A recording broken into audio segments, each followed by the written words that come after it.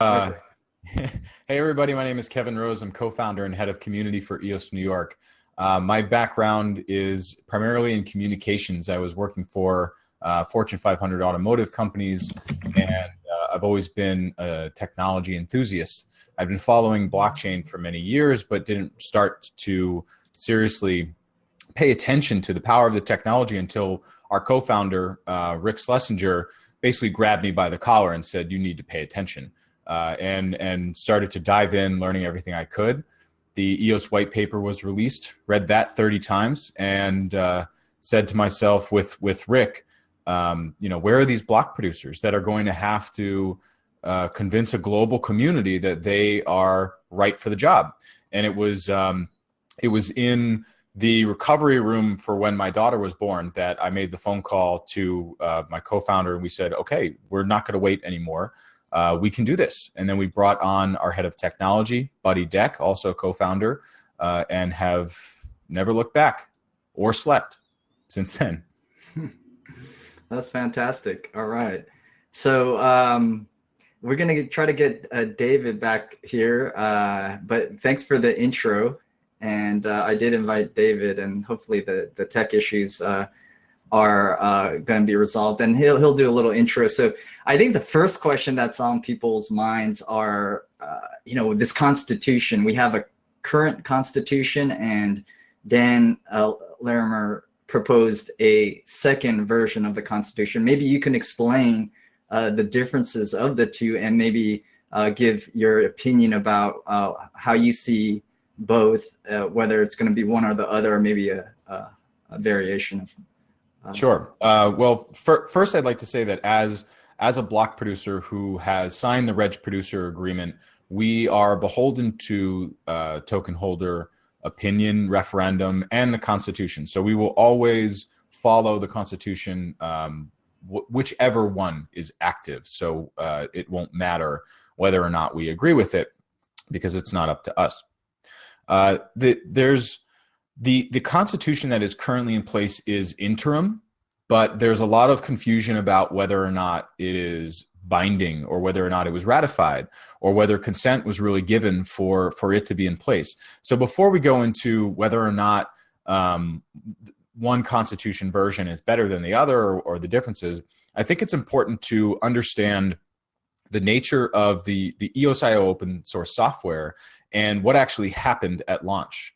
The ERC20 token sale, the only thing that was actually promised, well, not promised, nothing was promised, but the only thing that you or anyone that had purchased in the ERC20 token sale that you are afforded is the possibility that any EOS.io chain that is launched, that achieves 15%, blah, blah, blah, that honors the ICO distribution, you will have tokens on.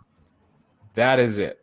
So the idea of an EOS mainnet is one that was achieved by private, entrepreneurial-minded individuals.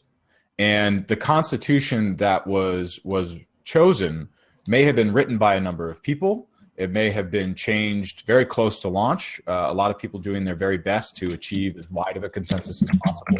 But the ABP, or the appointed block producer, is the one that launched in the network. Whoever they are, we don't know who they are. Only a few people do. It was meant to be a secret process, so they couldn't market themselves as the ABP afterwards. But they chose the Constitution, and the consent that was given by the community was the threshold of tokens that voted, the 150 million threshold. So that was what ratified the change to the software. So it was literally activated. But that is essentially the consent that was given for the Constitution, which is binding, which is interim. So we've placed this expectation that it should be changed, that it might not be enough.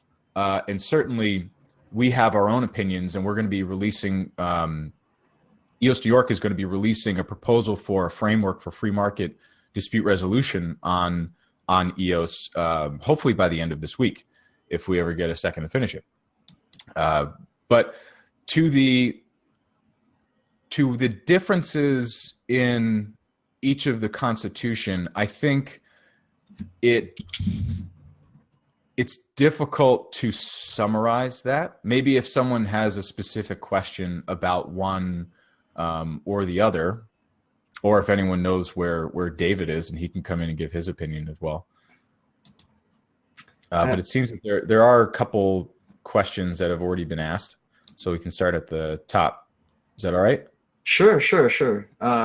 And really quickly before that, I think one critical distinction was something about base layer arbitration versus dApp level arbitration. I think that's a common question that people have in regards to the different versions. And maybe if you could explain any details, and then you could go to the questions. I think that was kind of one of the major. Sure. So this has been a learning process for me since arbitration, since I was introduced to the processes around arbitration and its history with the New York Convention in 1958, with the UNCITRAL model for foreign arbitral awards and international trade. So I spent a lot of time speaking with lawyers, speaking with people who have represented themselves in arbitration, and reading as much as I can about the American Arbitration Association, which just happens to be the most prominent one in the United States, and the New York Convention, et cetera. So I'm sorry this has already been said, but arbitration is essentially, it's an alternative dispute resolution process where the courts around the world said, we can't handle the caseload of what's going on. And they said, we need to find another way to do this. So what a couple proposed was, decades and decades ago, was if you guys agree, if you people who are in a dispute, if you agree on somebody as your own personal judge and jury, go right ahead, please. And so from there, these frameworks started to develop. And then in 1958, under the United Nations, a bunch of countries got together and said, if you over in France have an arbitral award that affects someone in the United States will honor that arbitral award. So it's cross border. This is what Thomas was talking about before. So you can get really deep into the background of this, but it seems that there are different use cases for the core arbitration or the system layer, and then the dApp layer. For there to be arbitration, there are a couple things that are required. One is you and I must agree to arbitrate a dispute prior to it happening. So at the point we have an agreement, we give consent that we will arbitrate any disputes. And the second thing is you need to actually have the set of rules under which you will arbitrate. So that's exactly why in the Constitution, the interim Constitution, you have ECAF arbitration is mentioned and ECAF is mentioned. And then in the beginning of the Constitution, it says, by virtue of the use of this blockchain, you consent to its rules, essentially. So they're treating that as your agreement to arbitrate any disputes, and you must go to ECAF. But what's interesting is we're seeing, and you saw the pie chart that Moti put out there, we're seeing things that are odd when it comes to arbitration, because if you and I have a business deal, we have a contract. For example, I'm building a dApp for you. We could have a contract, and if you're blockchain minded, which you probably are, if we're building a dApp on EOS, we would have a contract on EOS. You could write a smart contract with an associated accordion, and in there you can specify arbitration. So this is what's like considered the dApp layer, or really just the non-constitutional layer. But when you look at the constitutional arbitration, or defaulting to ECAF, we see a couple of use cases, which are essentially theft and mistakes, and then buyer's remorse. That one we haven't seen yet, because that's going to be more when you purchase something from someone who operates a smart contract in the way that they deliver. Non-fungible tokens in gaming are probably going to be big. When something you may have paid for, you didn't receive, and you want to arbitrate or that dispute of where's my property. But the whole reason why we have arbitration in general, or why we need to specify it, is you cannot go to a state court and then the state court come to EOS New York and say, go move property on chain. Even if we wanted to, we can't. We don't want to, and we would not honor that. But we could not go to 15 out of 21 block producers and get them to agree. That's what consensus in a decentralized network prevents. So we need a way to welcome businesses on, to resolve any disputes, and respect a certain authority that says, move property from here to here, and here's all the due process that backs it up. A lot of that stuff is missing right now. And you know, Moti is doing a good job of bootstrapping ECAF and trying to educate the community. And I know I'm jumping around here, so I'll check out questions of what's going on. But that's kind of the difference. Is you and I would have a specific agreement for dApp level, and then if you and I don't, if we're lazy or we have buyer's remorse, or you steal from me, or I make a mistake, then I can go to the system level and default there. It's about whether or not we want to be able to move property for those reasons at the system level is the decision the community needs to make. All right, no, thanks for the clarification. Sorry, there's a little bit of echo. But I'll let you answer questions from the audience, and we can probably go to the ask a question section and see what questions people have. And before we go to a question, the one thing that I think frustrates me the most in the process of being one of the lightning rods that gets hit by the political public relations blowback from a lot of these you know, decisions that affect many things, is that there is so much language out there that exists that is time tested as far as the laws around the world surrounding arbitration. And if Thomas or Moti are listening, I know I spoke with Thomas about this specifically, that UNCITRAL and the New York Convention were direct pieces of inspiration for the current constitution and the rules of dispute resolution that ECAF currently has. But I feel like it could just be more explicit.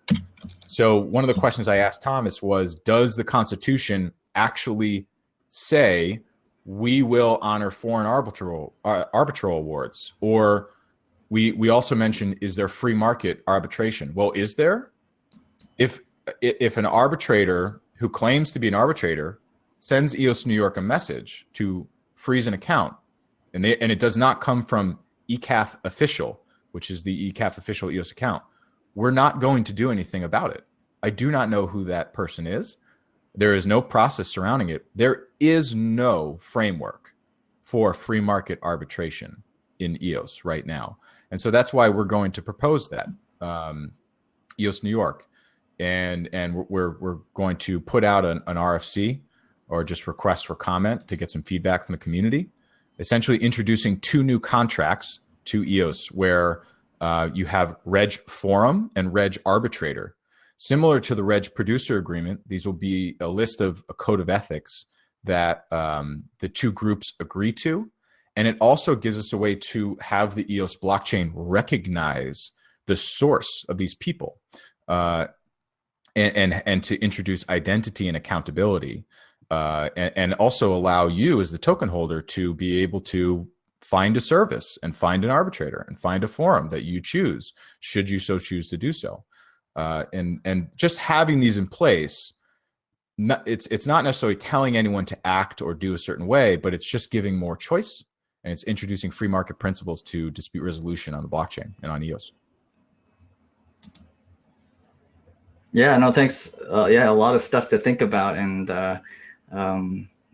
look forward to the proposal there. So let's yeah, that's great. So let's go to the questions. I think David is having some technical issues, so we'll answer kind of a few more questions. Let's say a couple more questions now. I'm looking at the time, and then I think we'll be good for this session, Kevin. Let's maybe go through the ask a question section, and I think the first one is, how are the VPs planning to support the development of new dApps and new startups, especially out of the main tech hubs where hackathons happen? Well, I can only speak to EOS New York and not EOS or other block producers. But the way that we are supporting them now is we're trying to look at the landscape of EOS with regard to accessibility tools, and start to fill the gaps. So if you look at Ethereum, it's very easy to write a smart contract and deploy it on chain.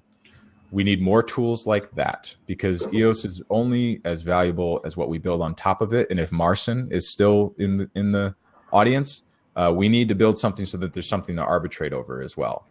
So what we're trying to do with we've introduced a snapshot tool that can give dApp developers access to more current token holders and new token holders, because an airdrop is as much a marketing tactic as it is a distribution tactic for their token. The EOS Resource Planner just telling you how much does it cost to build on EOS. What is the cost of RAM, network, and CPU, and how much EOS do I need to get to a certain level? So we're actually going to be improving that with a couple more benchmarking features over the next few weeks and months. And then one very straightforward way is just to open the lines of communication. So we're currently looking to expand our team despite the downward turn in the market, and just more mouths to feed. But to start to establish more reliable and consistent communication with dApp developers so that we can start to formulate these processes of you're a dApp developer, you've lost the keys to your smart contract and you need to get that updated. How do you go about getting the block producer's ear for that? Is that arbitration? Or is there some other way that is sort of non-judicial, that's more just a business transaction to get that kind of code updated? So there's a lot of things out there that a lot of other block producers are doing. And David's not here, but okay, I'll try to speak for him too. They're working on Shintai, which is it's going to be a huge project to be able to lease tokens for a fraction of their face value.